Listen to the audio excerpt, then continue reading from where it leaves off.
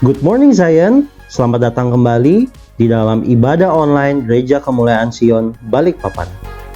Sebelum kita masuk dalam info sepekan, kita akan mereview khotbah dari Pastor Daniel minggu lalu yang berjudul Uncertainty. 3 hal yang perlu kita lakukan di tengah ketidakpastian. Yang pertama, jaga setiap janji Tuhan di dalam hidup kita. Yang kedua, terus aktif. Dan yang ketiga, jangan beri makan rasa takut kita. Kami mau mengingatkan pula, pada hari Minggu kita akan merayakan ibadah Paskah secara online, yaitu pada tanggal 12 April 2020 jam 10.30 pagi. Sampai bertemu di channel YouTube GKS Balikpapan. Home, House of Maturity and Evangelism, adalah small group atau komunitas dari GKS Balikpapan. Home diadakan secara online untuk sementara waktu, hari Rabu, Kamis, dan Jumat setiap jam 7 malam. Bagi kalian yang SMP dan SMA, ayo gabung di Home Starji atau komunitas youth kita yang diadakan secara online untuk sementara waktu. Home Starji diadakan setiap hari Sabtu jam 5 sore. Buat kalian yang single dan sedang dalam hubungan, ada info penting banget nih. Man and Woman Relationship Online Class. Dalam kelas ini, kita bakal belajar bagaimana membangun hubungan, serta ada tips-tips bagaimana menjadi dan mencari pasangan yang tepat loh. Jadi, tunggu apa lagi? Ayo, buruan daftar melalui link berikut ini. Sebagai informasi terakhir, bagi Anda yang ingin memberikan perpuluhan dan persembahan, kami menyarankan Anda untuk melakukannya via transfer melalui nomor rekening yang telah tersedia berikut ini. Loving God, loving people, and creating lifestyle. Happy Good Friday, and God bless you. Halo saudara-saudara semua, selamat datang kembali di ibadah online GKS Balikpapan. Hari ini kita merayakan Jumat Agung. Mari saya undang kita semua untuk persiapkan hati dan pikiran kita, dan kita masuk di dalam penyembahan.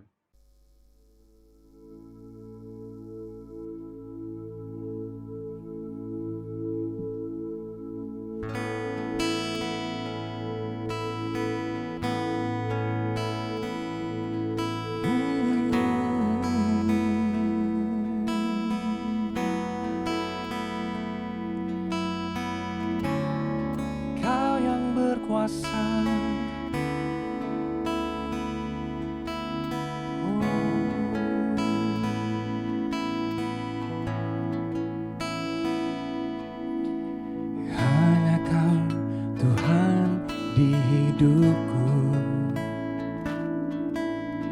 Kau berikan hidup yang baru. Darah-Mu menyucikan, pulihkan hatiku. Ku nyatakan Kaulah segalanya. Engkaulah sumber pengharapan. Kuasa-Mu sanggup menyembuhkan. Jiwaku pun berserah hanya kepadamu. Yesus, Kaulah segalanya.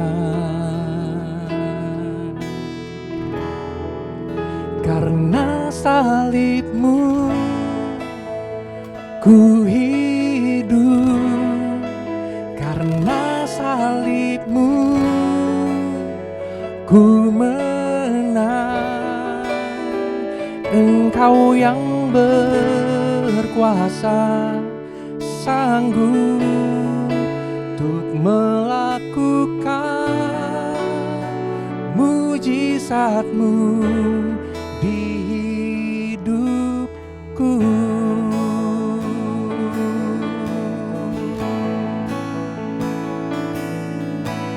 Hanya Kau Tuhan di hidupku,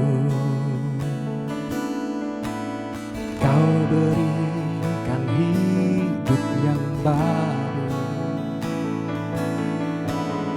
Darah-Mu menyucikan, pulihkan hatiku, ku nyatakan Kaulah segalanya. Engkaulah sumber pengharapan, kuasa-Mu sanggup menyembuhkan. Jiwaku pun berserah hanya kepadamu, Yesus, Kaulah segalanya. Karena salib-Mu ku hidup, karena salib-Mu ku menang. Engkau yang berkuasa, sanggup untuk melakukan mujizat-Mu. Karena salib-Mu ku hidup, karena salib-Mu ku menang. Engkau yang berkuasa, sanggup untuk melakukan mujizat-Mu di hidupku.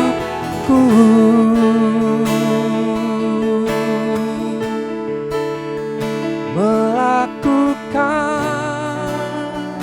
mujizat-Mu di hidupku.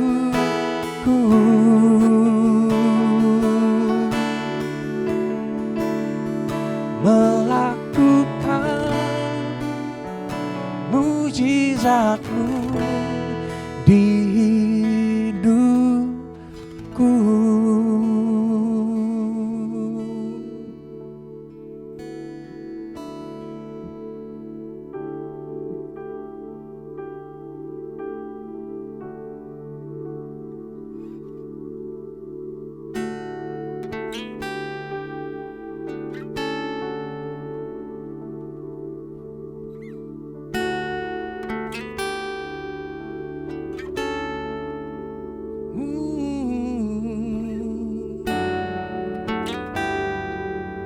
Yesus,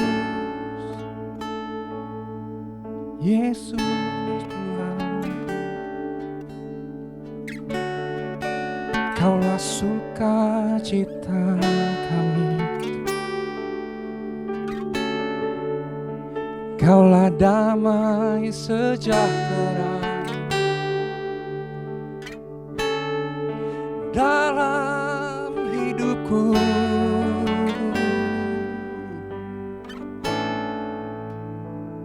Oh Tuhan,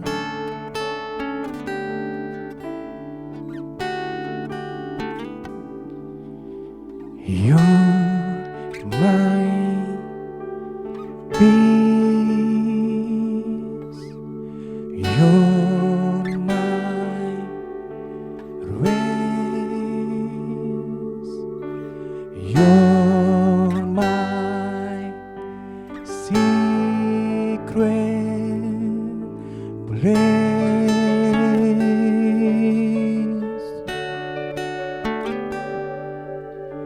You're my peace,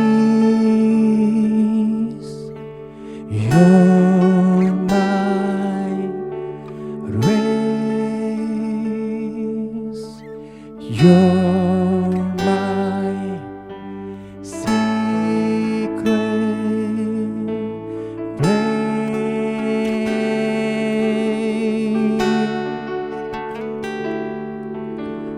Lord of my life, I love You. Lord of my day, I trust in You. Living beneath the shelter of Your wings, my heart sings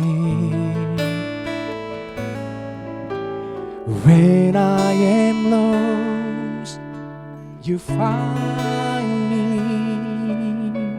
when I'm in need. You shelter me, Lord of my life. You are my secret place.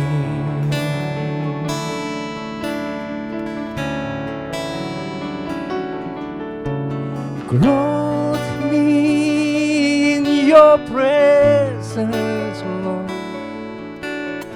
Draw me near to you. All my heart I long to give to you.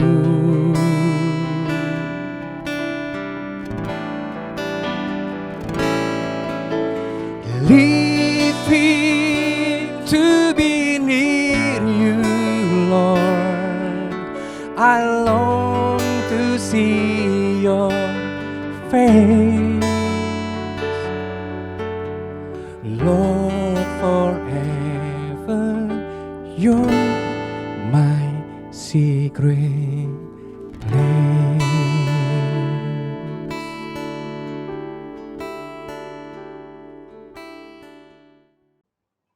Hai, selamat pagi semuanya. Happy Good Friday. Dan saya berharap Anda still okay dan tetap sehat dimanapun Anda berada. Walaupun kita tahu bahwa hari-hari ini masa kita di rumah diperpanjang oleh pemerintah. Tapi I hope you are all well. Dan Anda pagi hari ini di hari yang khusus, yang spesial, di Jumat Agung ini, kita akan beribadah bersama-sama pada pagi hari ini. So welcome buat Anda yang baru join di ibadah Jumat Agung ini. Ini adalah pengalaman pertama buat kita semua karena ini adalah Jumat Agung online pertama, ibadah Jumat Agung online pertama, dan saya pikir ini adalah di semua gereja-gereja yang ada di dunia juga melakukan hal yang sama. Ini ada sebuah pengalaman yang baru buat kita tentunya. Kalau ibadah Jumat Agung di online kan, dari ibadah biasa di online kan, kita sering dengar itu. Tetapi kalau bicara soal benar-benar ibadahnya itu di online kan, ini saya pikir adalah pengalaman yang pertama buat kita semua. Saya berdoa supaya Anda bisa tetap enjoy, menikmati jalannya ibadah pada pagi hari ini. Dan Anda sama sekali nggak kehilangan maknanya, pentingnya hari Jumat Agung ini. Nah, saya percaya bahwa Anda telah mempersiapkan roti dan anggur yang kita telah posting beberapa waktu yang lalu mengenai panduannya. Nah, pagi hari ini sekali lagi kita mau masuk dalam perjamuan untuk sekali lagi mengenang karya Yesus di atas kayu salib buat kita semua. Dan kita harus tahu bahwa ini bukanlah sebuah tradisi, ini adalah bukan sebuah liturgi, tetapi ini adalah momen yang tepat buat setiap kita untuk sekali lagi merenungkan dan mengingat karya Yesus buat Anda dan saya. Dan di mana ini juga mengingatkan bahwa kita juga adalah menjadi bagian dari tubuh Kristus, yaitu gerejanya. Anda dan saya adalah bagian dari gereja Tuhan. Dan ini juga memaknai kita bahwa kita memiliki persekutuan dengan darah Kristus. Dan saya berharap Anda telah siap untuk kita masuk di dalam perjamuan. Mari kita angkat roti ini di tangan kanan kita.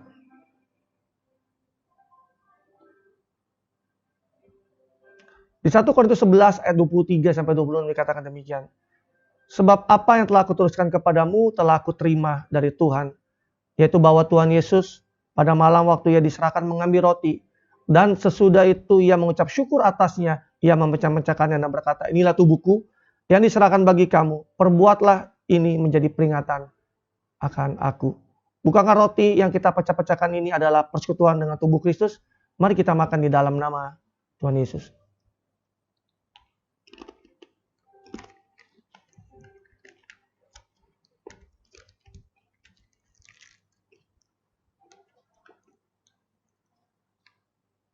Mari kita cawan ini. Demikian juga ia mengambil cawan sesudah makan lalu berkata, cawan ini adalah perjanjian baru yang dimateraikan oleh darahku. Perbuatan ini setiap kali kamu meminumnya menjadi peringatan akan aku. Sebab setiap kali kamu makan roti ini dan minum cawan ini, kamu memberitakan kematian Tuhan sampai Ia datang. Bukankah cawan pengucapan syukur yang atasnya kita mengucapkan syukur adalah persekutuan dengan darah Kristus? Mari kita minum di dalam nama Yesus.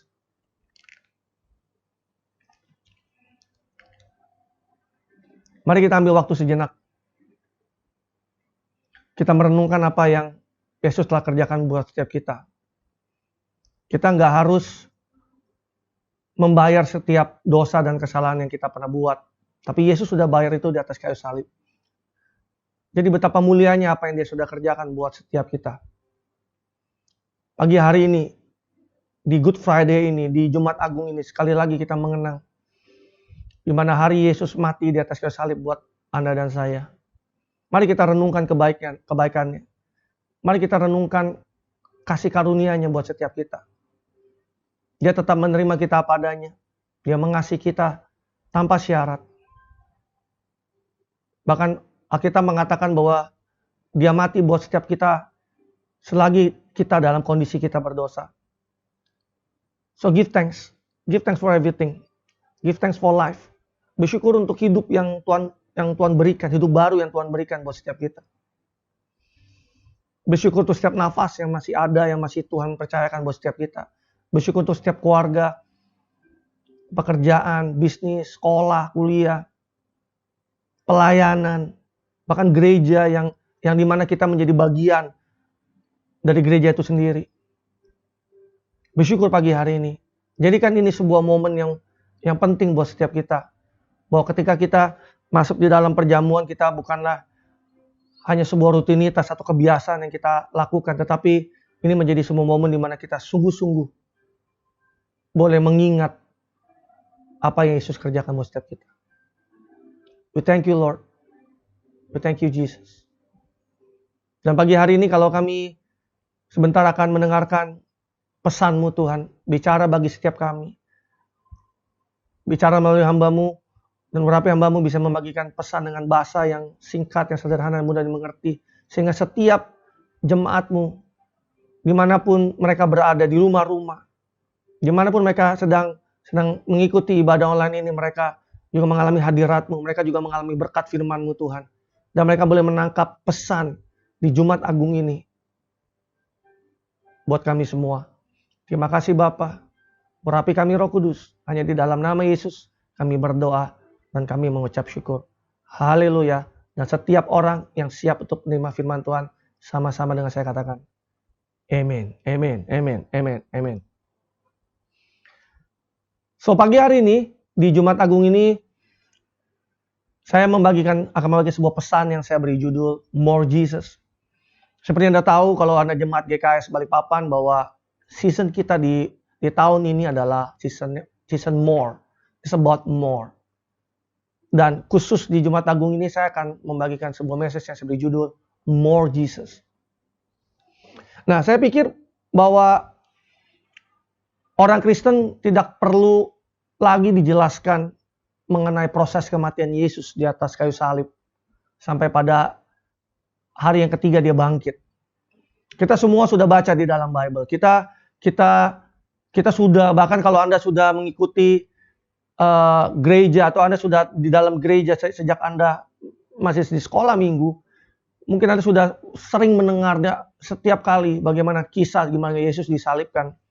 Bahkan hamba-hamba Tuhan juga banyak yang hampir setiap kali membagikan tentang penyaliban Yesus, tentang karya Yesus di atas kayu salib, tentang Paskah itu sendiri.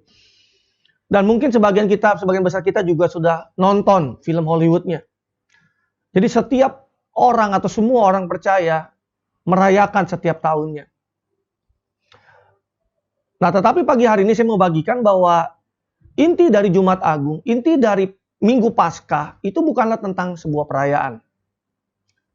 Itu bukanlah hanya tentang sebuah perayaan. Saya tulis sebuah quote begini, Passover is not only about an invitation for a celebration. It is an invitation for a transformation. Terjemahannya gini, Paskah bukanlah hanya sebuah undangan atau tentang undangan untuk sebuah perayaan. Tetapi itu adalah undangan untuk sebuah perubahan. Undangan untuk transformasi kehidupan. Jadi sebuah perayaan tanpa perubahan hidup itu tidak akan berdampak apa-apa buat diri kita maupun juga untuk hidup orang lain. Nah, kalau boleh kita merefleksikan diri kita saat ini, apakah dari pasca tahun lalu sampai hari ini kita menemukan bahwa kita menjadi orang yang lebih baik? Dari pasca tahun lalu sampai pasca tahun ini, apakah kita menemukan bahwa kita bertumbuh secara dewasa, secara rohani selama setahun ini? Apakah dalam setahun ini, apakah kita semakin segambar dan serupa dengan Yesus sendiri? Ini ada pertanyaan-pertanyaan yang kita perlu renungkan supaya setiap kali kita nggak hanya merayakan, tetapi sebenarnya bahwa Paskah itu sendiri adalah, dan Jumat Agung itu adalah undangan untuk kita mengalami perubahan hidup. Dunia tidak memerlukan orang yang terlihat agamawi. Dunia perlu melihat Yesus melalui hidup kita. Dunia tidak memerlukan orang yang terlihat begitu rohani. Tetapi dunia memerlukan Yesus, melihat Yesus dalam kehidupan kita. Dunia tidak memerlukan orang yang tahu firman, tetapi dunia perlu melihat orang yang melakukan firman Tuhan melalui kehidupan kita. Dunia tidak memerlukan orang yang hanya memikirkan diri mereka sendiri, tetapi dunia melihat orang yang memikirkan orang lain melalui diri kita, melalui Anda dan saya. Roma 8 ayat 28. Nah, kita buka di Roma 8 28, di dalam terjemahan sederhana Indonesia dikatakan begini. Sekarang kita boleh yakin bahwa bagi kita semua yang mengasihi Dia, Allah selalu mengatur semua hal, katakan semua hal, yang kita alami dan hadapi, supaya hal-hal itu menghasilkan kebaikan. Karena kita adalah orang-orang yang sudah dipilihnya sesuai dengan rencananya. Saya mau ajak Anda di ayat 29, Anda baca ayat 29. Karena sejak semula Allah sudah mengenal dan mengasihi kita, dan Dia berencana supaya kita menjadi serupa dengan anaknya. Dan rencananya juga supaya Yesus menjadi anak sulung di antara banyak saudara-saudari. Dari ayat ini kita bisa belajar bahwa segala sesuatu atau semua hal yang kita alami, yang kita hadapi, Allah selalu mengaturnya agar hal-hal itu dapat menghasilkan kebaikan buat setiap kita yang sudah dipilihnya agar kita menjadi sesuai dengan rencananya. Dan Dia melakukan semua ini agar kita menjadi serupa dengan Yesus, dan Yesus menjadi yang sulung, menjadi model, menjadi teladan buat kita semua bahwa seharusnya bagaimana kita hidup sebagai anak-anak Allah. Nah, Anda boleh catat ini bahwa dari sini kita bisa tahu, kita bisa pelajari bahwa Bapa tidak berhenti hanya sampai mengasihi setiap Anda dan saya. Tetapi Bapa ingin agar setiap kita punya kehidupan yang segambar dan serupa dengan anak yang tunggal, yaitu Yesus. Dan inilah yang menjadi targetnya buat hidup Anda, buat Anda dan saya. Ini adalah target Bapa dalam hidup Anda dan saya, sehingga Dia bekerja dalam segala sesuatu agar rupa Yesus itu nyata dalam hidup Anda dan saya. Sehingga apa? Sehingga dunia boleh melihat Yesus melalui hidup Anda dan saya. That's what I call. Itu yang saya sebut adalah bahwa kematian dan kebangkitan Yesus adalah sebuah undangan untuk perubahan hidup kita. Bukan hanya menjadi sesuatu yang hanya kita rayakan saja. Di Galatia 2 ayat 20 di dalam TPT-nya, di dalam The Passion Translation dikatakan begini. My old identity has been crucified with Messiah and no longer live. For nails of His cross crucified me with Him. And now the essence of this new life is no longer mine. For the Anointed One lived His life through me. We live in union as one. My new life is empowered by faith of the Son of God who loved me so much that He gave Himself for me and dispenses His life into mine. Dalam terjemahan bebasnya begini. Identitas lamaku telah disalibkan bersama dengan Mesias dan tidak lagi hidup. Karena paku salibnya menyalibkan aku bersama dengan dia.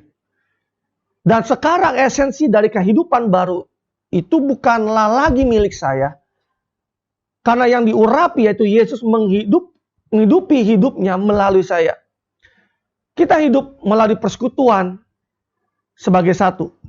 Kehidupan baru saya diberdayakan oleh iman dari anak Allah yang sangat mengasihi saya. Sehingga ia memberikan dirinya untuk saya dan memberikan hidupnya kepada saya. Ketika kita percaya kepada Yesus, identitas lama kita, manusia lama kita, hidup lama kita telah turut disalibkan bersama dengan Dia dan turut mati bersama dengan Dia. Dan pada akhirnya kita menerima hidup yang baru. Tadi dikatakan bahwa esensi hidup baru kita adalah hidup kita ini bukanlah kita lagi, tetapi Yesus yang hidup di dalam hidup Anda dan saya. Dan hidup baru kita ini di-empower, diberdayakan oleh iman di mana Yesus yang begitu mengasihi kita dan memberikan hidupnya buat Anda dan saya. Inilah esensinya kenapa kita merayakan Jumat Agung pada pagi hari ini. Dan hidup lama kita selalu berbicara tentang me, and me. Bicara tentang more of me, less of God. Hidup lama kita selalu bicara tentang more of me and less of God. Tetapi our new life is about more of Jesus and less of me. Dan hidup baru kita bicara tentang Yesus yang semakin lebih dalam kehidupan kita dan kita yang semakin berkurang dan berkurang. Yang mengerti katakan amin. Nah, pagi hari ini saya akan bagikan apa ini maksud dengan more Jesus di dalam kehidupan kita semua. Yang pertama, more Jesus means more faith in Jesus. Iman yang lebih di dalam Yesus. Di dalam Ibrani 12 ayat yang kedua di dalam bahasa Indonesia masa kini dikatakan begini. Hendaklah pandangan kita tertuju kepada Yesus, sebab Dialah yang membangkitkan iman kita dan memeliharanya dari permulaan sampai akhir. Yesus tahan menderita di kayu salib. Ia tidak peduli bahwa mati di kayu salib itu adalah sesuatu hal yang memalukan. Ia hanya mengingat akan kegembiraan yang akan dirasakannya kemudian. Sekarang ia duduk di sebelah kanan tahta Allah dan memerintah bersama dengan Dia. Saya pikir bahwa tidak ada waktu yang lebih tepat untuk memiliki iman yang lebih kepada Yesus daripada hari-hari ini. Alkitab mengajarkan kepada kita, ayat tadi mengajarkan kepada kita bahwa hey, hendaklah pandangan kita tertuju kepada Dia. Hendaklah kita fokus kepada Yesus. Sebab dari Yesuslah, dari Dialah yang membangkitkan dan memelihara iman kita dari awal sampai dengan akhir. Kalau di dalam terjemahan lainnya dikatakan Yesuslah yang menginisiasi iman kita. Yesuslah yang menyempurnakan iman kita. Bukan kita menjadi fokus dan tertuju kepada hal-hal atau berita-berita yang hari-hari ini justru malah melemahkan iman kita. Nah, pertanyaannya begini. Bagaimana iman kita itu bekerja di dalam kehidupan kita? Karena iman itu bukanlah nyanyian. Iman itu bukanlah khotbah. Iman itu bukanlah ibadah. Tapi iman itu adalah hidup yang kita jalani sehari-hari di dalam kehidupan kita. Pertanyaannya gini. Apakah pengalaman kekristenan kita itu berjalan atau berdasarkan iman? Karena kita bisa menjadi orang yang melabelkan diri kita adalah orang Kristen, tetapi belum tentu dalam kehidupan kita sehari-hari kita berjalan berdasarkan iman. Belum tentu dalam kehidupan kita sehari-hari kita bergantung sepenuhnya kepada Tuhan. Fear is a choice. Faith is also a choice. Ketakutan itu adalah pilihan. Iman juga adalah sebuah pilihan. Jadi kita bisa memilih apakah kita menjadi orang yang hidup beriman atau kita menjadi orang yang memilih untuk hidup di dalam ketakutan. Kalau kita terus memilih untuk kita terus beriman, maka kita akan tahu bahwa hidup kita akan sehari-hari akan berjalan dengan iman setiap harinya. Kita punya pengalaman iman berjalan bersama dengan Yesus. Nah, ada sebuah pertanyaan lagi buat kita semua. Apakah kalau kita sudah berjalan dengan iman, apakah rasa takut yang ada dalam hidup kita itu tiba-tiba lenyap begitu aja? Saya mau katakan, Tidak. Karena mungkin aja kita masih punya rasa takut di dalam hati kita, tetapi iman yang terus membuat kita percaya dan kita terus melangkah dan berjalan setiap harinya. Saya pernah tulis sebuah quote begini. Faith is not the absence of fear, but it is action in the presence of fear. Iman itu bukanlah absennya ketakutan atau rasa takut. Tapi iman itu adalah tindakan di tengah-tengah ketakutan. Saya jadi teringat bagaimana Daud pada waktu melawan Goliat.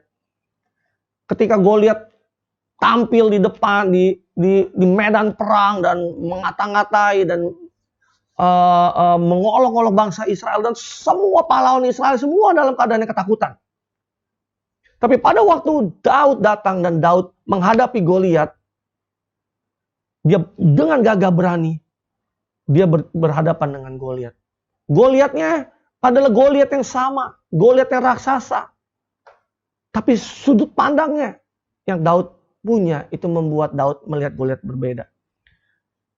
Iman tidak membuat Goliat yang tinggi besar seperti raksasa itu tiba-tiba terlihat menjadi kerdil. Saya ulangi sekali lagi. Iman tidak membuat Goliat yang tinggi besar seperti raksasa itu menjadi tiba-tiba menjadi kerdil. Tetapi iman membuat Daud bisa melihat Allah yang menyertai dia jauh lebih besar daripada Goliat itu sendiri. Saya ulangi sekali lagi. Iman tidak membuat Goliat yang tinggi besar itu tiba-tiba menjadi kerdil. Tapi iman membuat Daud bisa melihat bahwa Allah yang dia sembah, Allah yang dia percaya jauh lebih besar daripada Goliat yang dia hadapi. Mungkin di tengah rasa takut, Daud tetap action menghadapi Goliat itu. Dia tetap berperang, dia tetap menghadapinya. Karena dia tahu Allah yang dia sembah menyertainya. That's faith. Itulah iman. Itulah cara iman bekerja. Iman bukanlah melarikan diri dari kenyataan. Iman bukanlah menyangkali keadaan yang depan mata. Tetapi iman membuat kita menjadi berani dan kita tetap melangkah sekalipun fakta dan keadaan yang ada di depan kita mungkin begitu menakutkan. Kalau saya katakan beriman lebih kepada Yesus, itu juga bukan berarti bahwa iman itu semerta-merta kita yang mengusahakannya. Di Roma 12 ayat ketiga dikatakan begini. Berdasarkan kasih karunia dianugerahkan kepadaku, aku berkata kepada setiap orang di antara kamu, janganlah kamu memikirkan hal-hal yang lebih tinggi daripada yang patut kamu pikirkan. Tetapi hendaklah kamu berpikir begitu rupa sehingga kamu menguasai dirimu menurut ukuran iman yang dikaruniakan Allah kepada kamu masing-masing. Faith is always a gift from God and never something that can be produced by man. Artinya bahwa iman itu adalah selalu merupakan pemberian dari Tuhan sendiri dan tidak pernah merupakan sesuatu yang dihasilkan atau diproduksi oleh manusia. Dengan kata lain, iman itu selalu dikaruniakan oleh Allah dan itu bukanlah hasil usaha manusia. Di Jumat Agung ini, apalagi di tengah-tengah situasi pandemi COVID-19 ini, arahkan pandangan kita yang tertuju kepada Yesus. Terima iman itu. Don't lose your faith. Tetapi kita tahu bahwa dalam prakteknya, dalam keseharian kita, terkadang bahwa anak-anak Tuhan sendiri masih bisa lebih memilih ketakutan atau lebih melihat ketakutan daripada iman itu sendiri atau rasa percaya itu sendiri. Dan saya mau katakan begini, iman itu sederhana. Nah, yang membuat rumit adalah ketidakpercayaan dan ketidaksabaran kita. Saya ulangi sekali lagi, iman itu sederhana. Yang buat rumit, yang bikin rumit adalah ketidakpercayaan dan ketidaksabaran kita. Orang menjadi kurang percaya karena sesuatu yang tidak dilihatnya. Terlihat seperti kayaknya Tuhan itu diam aja. Padahal Tuhan bekerja di balik semua, tetap bekerja. Di balik semua ini orang mungkin mengatakan bahwa Tuhan kayaknya diam aja, Tuhan tidak bekerja. No, Tuhan sedang bekerja buat Anda dan saya. Mungkin Anda berpikir, ada orang berpikir bahwa Tuhan mungkin membiarkan kekacauan ini. No, Tuhan terus bekerja buat Anda dan saya. Hanya karena kita nggak bisa melihat bahwa Tuhan sedang bekerja, bukan berarti Tuhan tidak sedang bekerja. Bukan berarti bahwa Tuhan sedang tinggal diam.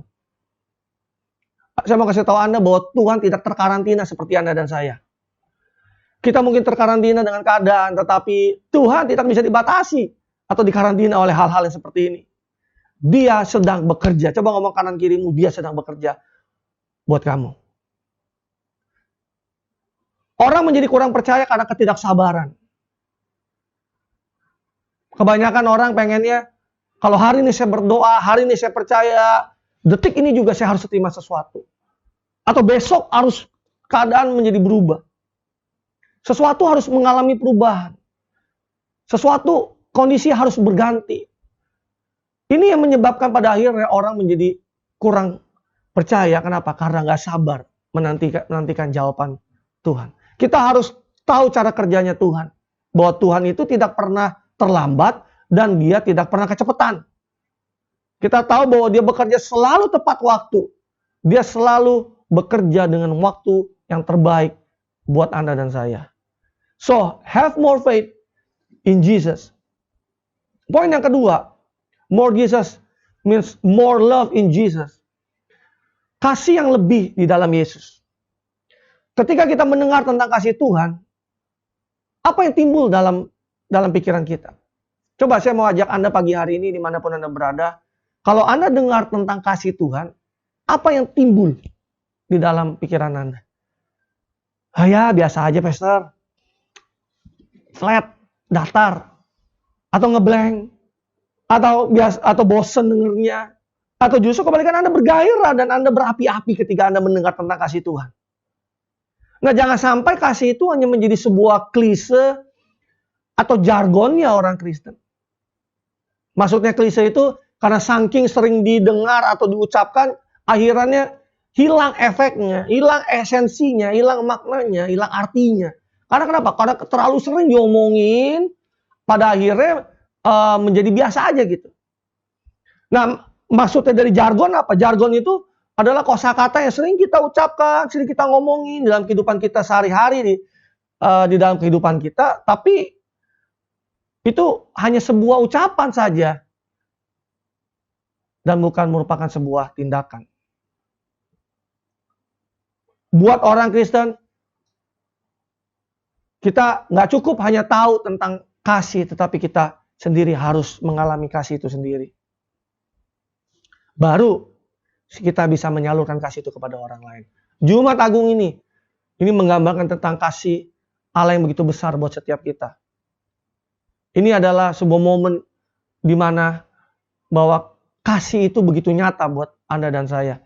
Dan pagi hari ini saya mau katakan bahwa jangan ini hanya sekedar menjadi apa yang kita tahu, tapi biarlah ini menjadi sesuatu yang kita percayai, sesuatu yang kita alami.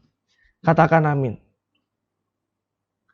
Ada satu kisah di dalam Alkitab di mana Yesus sedang bertamu dan diajak jamuan makan ke rumah seseorang yang bernama Simon, yang adalah seorang Farisi. Lalu di kisah itu dikatakan bahwa datanglah wanita yang merupakan wanita berdosa, di dalam terjemahan adalah pelacur, ke rumah Simon lalu membawa minyak wangi yang mahal harganya. Lalu menangis dan menyesali dosa-dosanya di kaki Yesus. Dia menyeka kaki Yesus dengan air matanya, dia menyekanya itu dengan rambutnya. Lalu dia berulang-ulang mencium kaki Yesus dan meminyaki kakinya dengan minyak wangi yang mahal itu. Lalu orang Farisi itu yang bernama Simon itu berkata dalam hatinya, kalau Yesus benar-benar nabi, tentunya dia tahu wanita semacam apa yang menyentuhnya. Dan ini ayat selanjutnya. Di ayat 40 sampai ayat 47 di dalam terjemahan sederhana Indonesia. Saya mengajak Anda untuk Anda baca bersama-sama dan Anda ikuti ini. Lalu Yesus berkata kepadanya, Simon, aku mau mengatakan sesuatu kepadamu. Jawab Simon, katakanlah guru. Lalu Yesus menceritakan perumpamaan ini. Ada dua orang yang mempunyai utang kepada seseorang yang biasa memberikan pinjaman uang dengan bunga. Yang seorang utangnya 500 keping uang perak, sedangkan yang seorang lagi utangnya 50.000 keping uang perak. Karena kedua orang itu tidak sanggup membayar utangnya, maka dengan murah hati si pemberi pinjaman itu menghapuskan utang mereka. Siapakah di antara kedua orang itu yang akan lebih mengasihi dia? Simon menjawab, Menurut pendapat saya, orang yang utangnya lebih banyak dihapuskan. Yesus berkata kepada Simon, pendapatmu itu betul. Sambil melihat perempuan itu, Yesus berkata kepada Simon, kamu tentu sudah melihat apa yang dilakukan perempuan ini. Ketika aku masuk ke rumahmu, kamu tidak memberikan air untuk membasuh kakiku. Tetapi perempuan ini membasuh kakiku dengan air matanya dan mengeringkannya dengan rambutnya.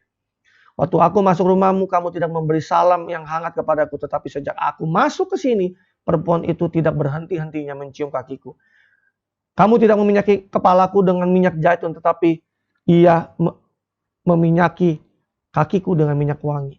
Oleh karena itu aku berkata kepadamu, karena dosa-dosanya yang begitu banyak sudah diampuni. Dan itulah sebabnya dengan cara yang begitu luar biasa ia menunjukkan kasihnya terhadap aku. Tetapi orang yang diampuni dari dosanya yang sedikit, sedikit juga mengasihi. Di kisah ini ada dua orang tokoh utamanya selain Yesus. Yang pertama adalah si Simon. Simon tadi dikatakan bahwa dia adalah seorang Farisi dan dia adalah pemilik rumah.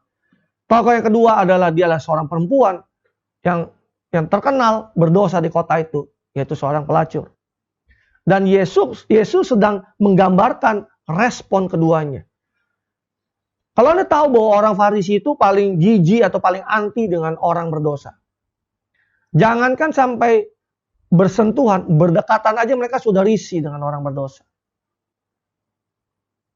Dan saya percaya pada waktu itu kalau tidak ada Yesus di rumah itu, maka nggak ada kesempatan untuk perempuan berdosa itu untuk memasuki rumah Simon. Dan juga mungkin nggak ada alasan untuk perempuan itu juga datang masuk ke rumah Simon orang Farisi itu. Dan sebaliknya orang berdosa itu paling takut dan paling ngeri ketemu dengan orang Farisi. Kenapa? Karena penolakannya yang begitu kuat membuat pada akhirnya mereka mempunyai perasaan gak layak, gak pantas, tertolak, perasaan diasingkan. Mereka merasa menjadi orang yang gagal. Tetapi ketika perempuan itu berjumpa dengan Yesus, kasih Bapa yang hangat melalui Yesus itu memenuhi hatinya. Dia menangis sejadi-jadinya. Dia mencium kaki Yesus, bahkan meminyaki kaki Yesus dengan minyak yang mahal.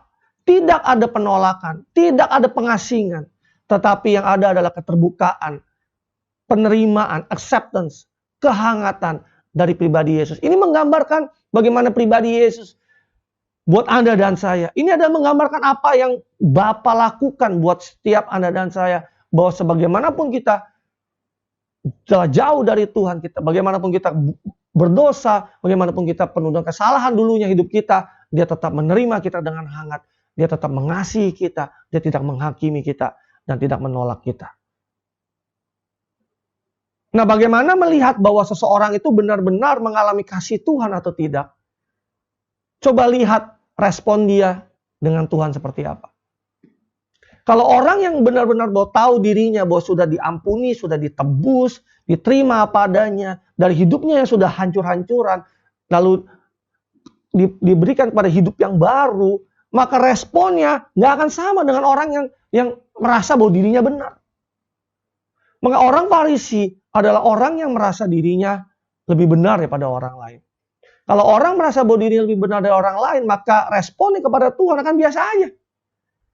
Tetapi kalau kita tahu bahwa kita dulunya berdosa dan Tuhan begitu mengampuni kita, bahwa Yesus mati di atas kayu salib di hari ini kita rayakan buat setiap Anda dan saya, maka kalau kita mengalami kasih itu, maka kita akan semakin mengasihi Tuhan. Anda catat ini, bahwa kita mengasihi lebih kepada Tuhan karena kita terlebih dahulu mengalami kasih-Nya. Karena kita terlebih dahulu mengalami pengampunannya. Kita mengalami apa yang Yesus telah kerjakan buat Anda dan saya di atas kayu salib. Kalau kita belum bisa melihat, kalau kita belum pernah mengalaminya, apa yang dia kerjakan, maka respon kita tentunya akan biasa-biasa. Di ayat 47 tadi, di Lukas 7. Kita kembali lagi ke ayat tadi. Oleh karena itu aku berkata kepadamu, bahwa dosa-dosanya yang begitu banyak sudah diampuni, dan itulah sebabnya dengan cara yang begitu luar biasa. Dia menunjukkan kasih-Nya kepada aku. Tetapi orang yang diampuni dari dosa yang sedikit, sedikit juga mengasihi. Tadi Yesus mengatakan kepada Simon, Aku masuk rumahmu aja, kamu nggak memberikan air buat aku untuk membasuh kakiku. Tapi perempuan ini sudah menangisi, membanjiri kakiku dengan air matanya. Dan menyekanya dengan rambutnya. Waktu aku masuk rumahmu, kau jangan memberi salam hangat kepadaku. Tetapi perempuan itu nggak berhenti-hentinya mencium kakiku. Waktu aku masuk rumahmu, engkau tidak meminyaki kepalaku dengan minyak zaitun. Tetapi dia meminyaki kepalaku dengan minyak wangi yang mahal. Inilah Yesus menjelaskan kepada setiap kita yang membedakan. Kalau orang belum mengalami kasih-Nya Tuhan dalam kehidupan mereka, responnya biasa aja. Datang ke gereja juga biasa aja. Penyembahan juga biasa aja. Kalau orang lain menyembah ngangkat tangan ketika ibadah di gereja, ataupun waktu Anda menyaksikan ibadah ini, Anda menyembah di rumah, kita mengalami hadirat Tuhan, kita mengalami kasih-Nya. Tapi buat orang yang belum mengalami kasih-Nya biasa aja. Mungkin dia bingung kali lihat di sebelahnya ketika ibadah. Oh, kenapa dia nangis-nangis? Kok saya biasa aja? Pada saat orang angkat tangan mungkin dia lipat tangan. Cuek aja, dingin. Itulah yang membedakan. Kalau kita ingin more love in Jesus, then we have to feel and receive His love. Kita harus mengalami kasih-Nya. Dan kita nggak boleh menjadi orang yang merasa diri kita benar. Tapi kita harus tahu bahwa kita adalah orang yang dibenarkan, justru sebaliknya. More love in Jesus. Yaitu sebuah quote gini. Semakin kita tahu, semakin kita mengerti, dan kita memahami bahwa kita dikasihi dan diampuni, semakin kita mengasihi Tuhan. Amin. Yang ketiga, yang terakhir. More Jesus means more hope in Jesus. Harapan yang lebih dalam Yesus. Di Ibrani 6 ayat 19 sampai 20 di dalam terjemahan sederhana Indonesia dikatakan gini. Biarlah harapan. Katakan harapan. Kita itu berfungsi sebagai sebuah jangkar yang kuat dan aman bagi diri kita sendiri supaya kita dikuatkan dan tidak terbawa oleh arus apapun.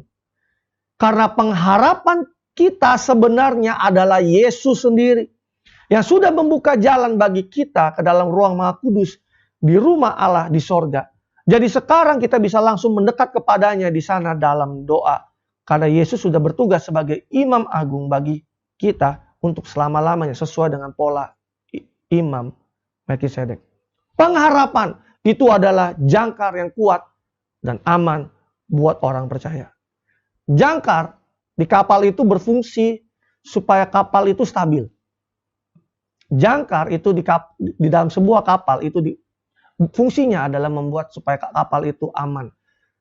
Supaya tidak terseret arus, supaya tidak terbawa oleh angin. Supaya dia tidak terombang-ambing di tengah lautan. Hidup kita juga sama. Tanpa adanya jangkar yang kuat kepada batu karang itu, yaitu Yesus sendiri, maka hidup kita akan gampang terombang-ambing. Akan mudah terseret oleh arus. Akan mudah terseret oleh angin. Akan mudah nggak stabil. Akan mudah nggak aman. Tadi dikatakan juga bahwa Yesus membuka jalan buat kita semua ke ruang Maha Kudus sehingga kita bisa langsung datang kepada Allah Bapa kita. Sewaktu Yesus mati di atas kayu salib, kita tahu bahwa tirai bait Allah itu terbelah dua dari atas sampai ke bawah. Tirai yang selama ini memisahkan ruang kudus dengan ruang Maha Kudus. Ini menjadi penanda bahwa perjanjian lama sudah berakhir dan perjanjian baru sudah dimulai. Bahwa manusia tidak lagi hidup mengandalkan kekuatan mereka sendiri, memenuhi hukum Taurat, tetapi manusia hidup mengandalkan kasih karunia oleh karena iman kepada Yesus.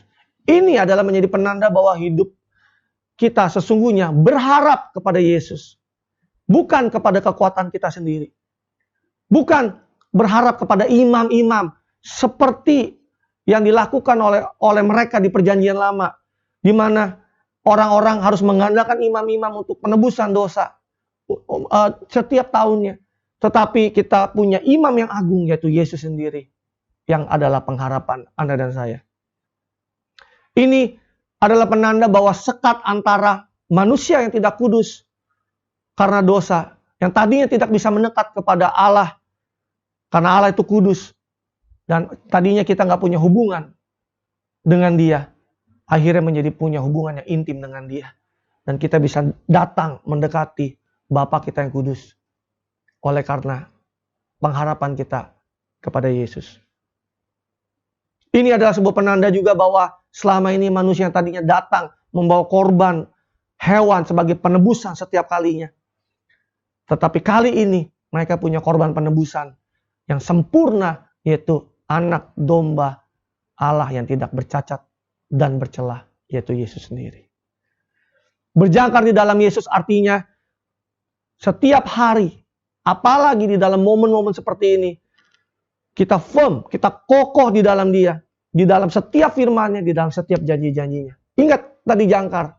Jangkar itu membuat kapal tidak terombang-ambing atau terseret oleh arus dan angin. Tapi jangkar yang kuat, pengharapan yang kuat di dalam Yesus itulah yang membuat setiap kita bisa menjalani hari-hari kita dengan baik.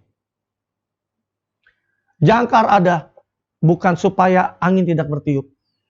Jangkar ada bukan supaya arus itu berhenti. Tetapi jangkar itu ada, pengharapan itu ada, supaya ketika angin bertiup kencang, kita tidak goyah. Jangkar itu ada, pengharapan itu ada, supaya ketika arus lagi kencang, kita nggak terombang-ambing dan terseret dengan arus. Katakan amin. So more hope in Jesus. Kesimpulannya pada pagi hari ini, jangan jadikan Jumat Agung atau Minggu Paskah itu sebagai hanya sebuah perayaan. Tapi lihatlah ini sebagai sebuah undangan untuk perubahan di dalam kehidupan kita. 3 hal yang kita pelajari pada pagi hari ini. Pesan Tuhan yang kita pelajari tiga hal pada pagi hari ini. Yang pertama ada more faith in Jesus. Arahkan fokus kita, arahkan pandangan kita kepada Yesus. Karena dialah yang menginisiasi, dia yang memulai iman itu sendiri, dan dialah yang mengakhiri iman itu sendiri. Kalau kita ingin menjadi orang yang mau terus berjalan bersama dengan Tuhan, kita tahu bahwa kita harus fokus dan tertuju pandangan kita hanya kepada Dia. Yang kedua, more love in Jesus. Alami kasihnya. Ketahuilah bahwa kita adalah orang yang sangat dikasihinya. Bahwa dosa dan kesalahan kita sudah diampuninya. Sehingga kita bisa mengasihinya lebih lagi. Tadi dikatakan bahwa seperti perempuan itu tadi, bahwa dia tahu bahwa dirinya berdosa, dia datang kepada Tuhan, dia tahu bahwa dia telah terima pengampunan itu, penerimaan itu. Makanya dia bisa begitu mengasihi Tuhan. Luar biasa. Berbeda dengan seperti si Simon orang Farisi itu. Yang ketiga, more hope in Jesus. Pengharapan adalah jangkar yang kuat dan yang aman buat Anda dan saya. Pengharapan kita ada dan hanya di dalam Yesus. So, pagi hari ini jika Anda tune in di ibadah online ini, dan khususnya Anda yang belum pernah menerima Yesus sebagai Tuhan dan Juru Selamat pribadi Anda secara pribadi, saya mau mengundang Anda secara khusus pagi hari ini untuk percaya dan menerima Yesus secara pribadi. Ini adalah sebuah momen yang luar biasa buat Anda. Ketika di Jumat Agung Anda boleh mengundang Yesus ke dalam kehidupan pribadi Anda. Dan pagi hari ini saya mau berdoa khusus buat Anda di Jumat Agung ini. Dan kalau Anda orangnya, mari kita semua tundukkan kepala dan Anda taruh tangan kananmu di dada. Dan ikuti doa saya. Oh, Bapa, di dalam nama Tuhan Yesus, aku percaya akan apa yang Yesus kerjakan di atas kayu salib untuk menebus dosa dan kesalahanku. Aku tahu aku berdosa, dan untuk itu aku butuh juru selamat.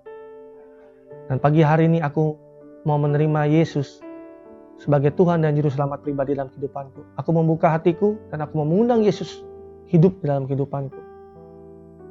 Aku tahu aku dikasihi. Aku tahu aku adalah orang yang dikenan. Dan aku pagi hari ini mau menyerahkan hidupku untuk mengikutimu kemana engkau pergi. Dan Roh Kudus mari tinggal dan hidup di dalamku. Pimpin aku agar hidupku bisa berjalan sesuai menjadi kehendak Tuhan. Terima kasih Bapa, hanya di dalam nama Yesus aku telah berdoa dan mengucap syukur. Amin. Dan jemaat Tuhan, sebelum kita akhiri ibadah online pada pagi hari ini. Mari kita mengangkat tangan kita dan kita terima berkat dari Allah Bapa, melalui putra terkasih Tuhan kita Yesus Kristus, dan melalui persekutuan manis indah bersama Roh Kudus yang selalu menolong kita mulai dari hari ini sampai selama-lamanya. Dan setiap jemaat Tuhan yang telah menerima berkat Tuhan, sama-sama dengan saya katakan, amin. So thank you for joining us pada pagi hari ini, dan saya berharap Anda bisa menikmati ibadah pagi hari ini dan menangkap pesan-pesan Tuhan buat Anda di rumah. Dan stay safe, happy Good Friday, and I see you on Sunday. God bless you, bye-bye.